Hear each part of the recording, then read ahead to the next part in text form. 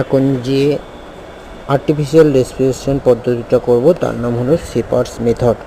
এই শেপার্ডস মেথড করতে গেলে প্রথমে আমরা বডিটাকে রিলিজ করে নেব পেশেন্টের, এবং কিছু টাইট জিনিস অথবা বেল্ট চশমা এসব থাকলে খুলে নেব, এবং তার নিচে কোনো বস্তু থাকলে সরিয়ে নেব, এবং হাত দুটোকে তার কপালের কাছে রাখবো ফোল্ড করে, এবং নিজে আমি তার কোমরের পাশে বসবো দুটো হাঁটু জোড়া করে, এবং সিদ্ধারা থেকে 2 থেকে 3 ইঞ্চি গ্যাপে হাত দুটো দিয়ে প্রেসার দেব।